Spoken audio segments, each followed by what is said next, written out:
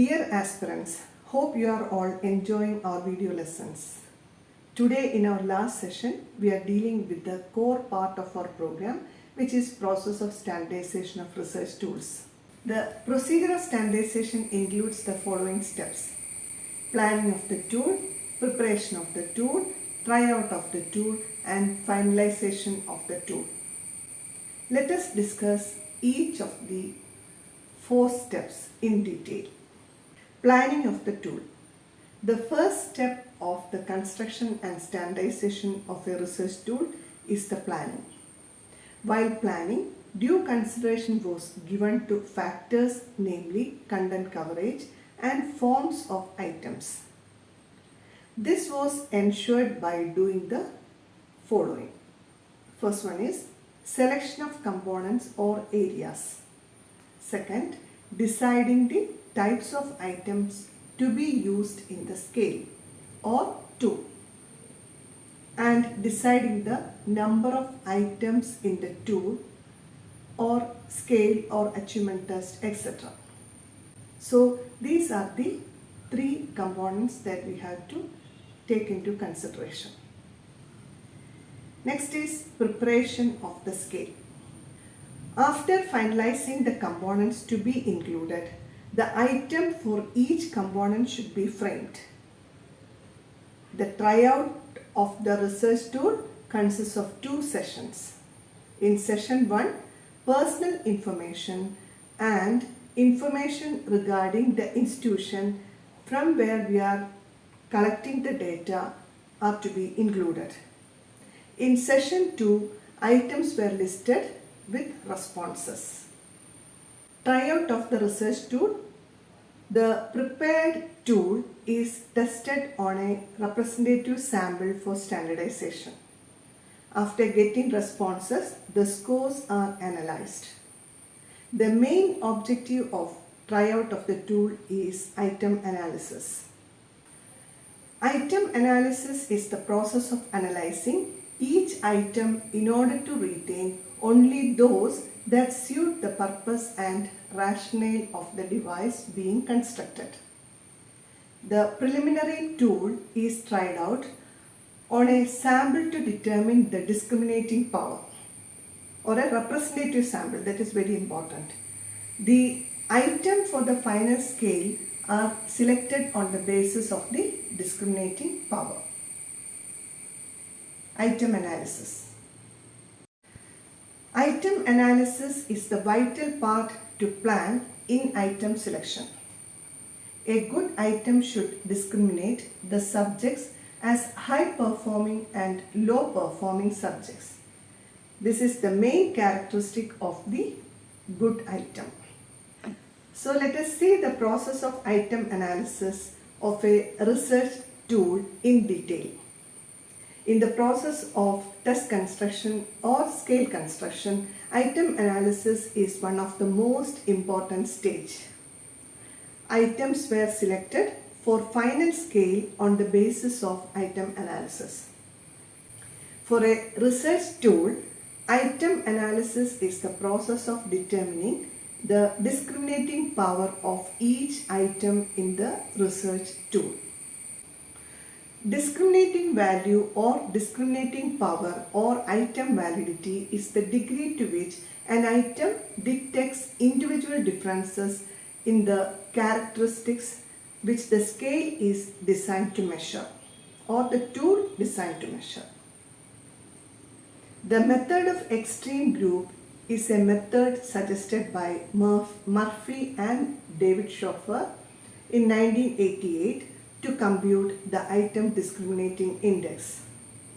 The response of subjects should be arranged in ascending order based on the total score obtained by each subject in the respective test or scale or attitude scale or opinion, etc.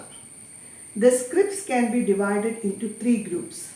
Firstly, 27% who had the highest score. This 27% can be 25 to 33% according to Murphy and David Schoffer. Secondly, the 27% who who had the lowest scores. Here also it can be 25 to 33% according to Murphy and David Schofer. And lastly, the middle part. Here when we take 27%, then it will become 46%. The person may vary according to the selection from 25 to 33%. As we need only the extreme group to serve the purpose, the middle 46, here in this case 46% should be discarded.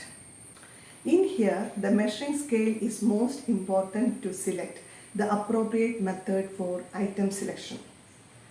Firstly, difficult index and discrimination power. It is mostly used for achievement test and also normally used for interval scale. Second one is test of significance or t-test. If the tool scores are in interval scale, these statistics are used to select items. Edward in 1957 opined that as a crude and approximate rule of thumb, we may regard any t-value equal to or greater than 1.75 as indicating that the average response of the high and low groups to a statement differs significantly, provided we have 25 or more subjects in the high group and also in the low group. Chi-square test. It is used to item selection when the item scores are in nominal scale. This is the non-parametric statistics which is used to verify the item data is fitted to normal probability curve. If the item chi-square test value is less than the critical table value with respect to the degrees of freedom. Next is correlation. It is used to identify the item through correlation of items with another standardized tool. The correlation value must be higher with 0.45 are to be selected. The selection should be continuous. So these are some of the methods for item analysis that can be appropriately selected based on the research tool used. Once we complete item analysis of a research tool, the next step is or next stage is ensuring validity and reliability and also establishing norms for that research tool. So now we will discuss validity of a tool, of a research tool. First and essential step in standardization is finding validity of the tool. Validity means that the stage of tool items is intended to measure the task. According to Lindquist, the validity of the test may be defined as the accuracy with which it measures that what it is intended to measure.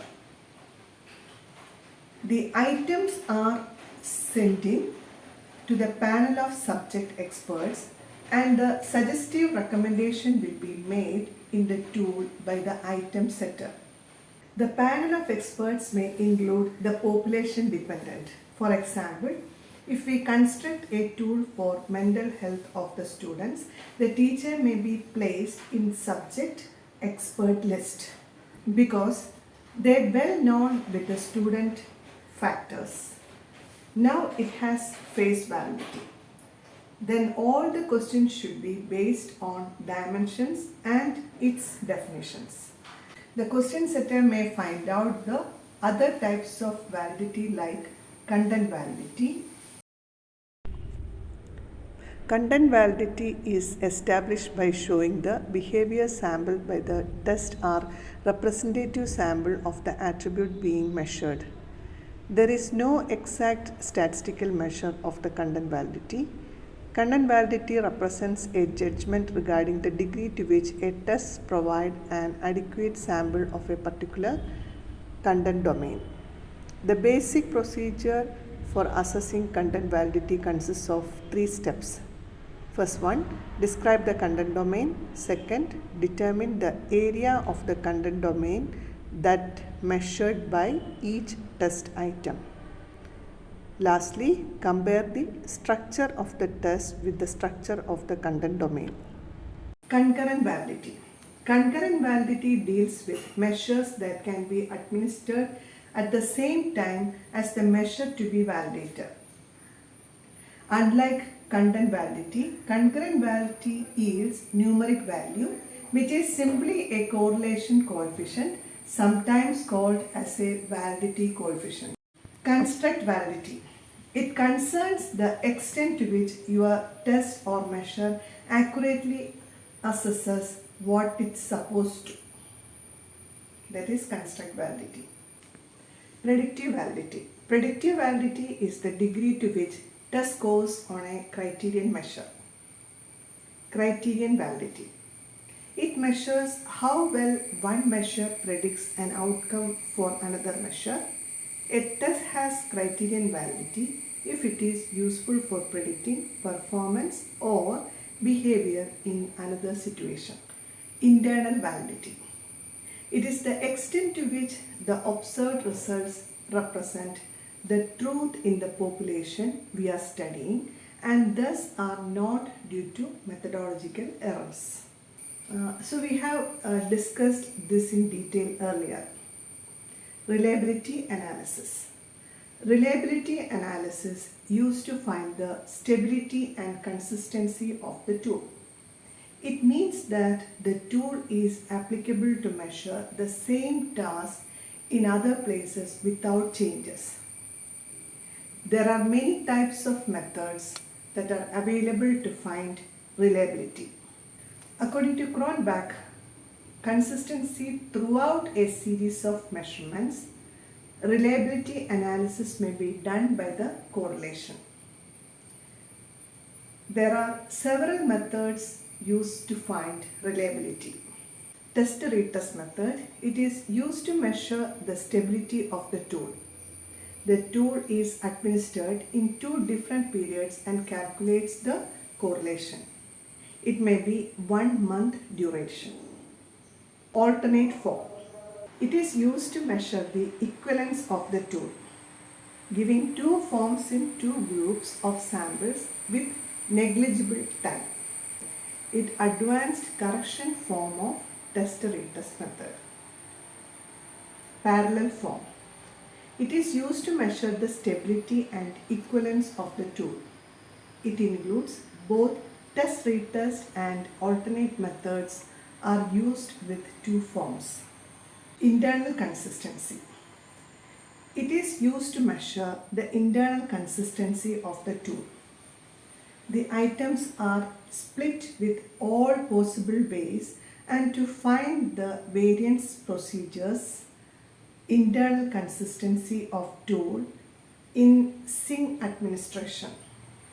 Note that Cronbach alpha internal consistency test is only used for Likert type rating scales, not with continuous and dichotomy. Split half method. It is also used to measure the internal consistency. The items are split into 2 halves and find the reliability value. If the reliability coefficient is between 0.9 and 1, we consider it as extreme reliability. If it is between 0.8 and 0.89, we can consider it as high reliability. And if it is between 0.7 and 0.79, it can be considered as substantial reliability. And if it is between 0.6 and 0.69, we can consider it as acceptable reliability. Now coming to the norm creation. It is essential step to categorize the group by using normal probability. Norms are derived from normal. According to Thorndike and Hagen in 1970, norms of reference for the interpretation of test scores, there are different types of norms. They are age norms, That means the norms are fixed by the average age of the respondents. Then grade norms, it is used to put grade to the group of respondents. Percentile norms, this is the norms that how many respondents are below in the percentile value. Next is standard scores. It is used to distribute the scores in equal parts. Example, Z score. Normalized standard scores like T-score, Stanine scores and C-scale. Standard scores may be negative. These scores are used to fix norms in positives. These are very essential in standardization process. If the data is distributed normally, the researcher might go for the standardized scores and normalize the standard scores. Otherwise, the researcher must go to the percentile norms. The age and grade norms are used additionally in the above said norms cross-sectionally. In addition to the following are to be considered for standardization. In any type of norms creation, it must be based on the normal probability curve. For example, one want to fix the norms with Z scores. Researchers should consider the normal probability curve to categorize the group of people. He or she wants to categorize the sample by phi.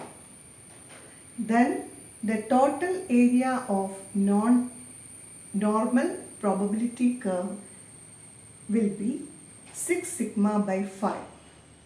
That will be equal to 1.2 sigma. Then the normal probability curve will be separated by 1.2 sigma gap with phi groups. The figure shows the Phi category distribution. The Z norms are fixed with given formula and it is shown in the table. From the normal probability curve, generally 0.6 sigma is termed as X and rho value of 0.6 sigma is X plus 0.6 sigma. Then the formula derived as finalization of the scale. Selection of items for the final scale. Only those items which had high discrimination power or discriminating power were selected for the final form of the scale. Through the process of standardization, we will get a refined tool for our study. For getting better output or result from our study, we need to go through the process of standardization thoroughly. I hope you got the idea of the procedures involved in standardization process from today's session. So with this session, we have completed the 7 days add-on course on standardization of research tools. So thank you and wish you all the best. Thank you.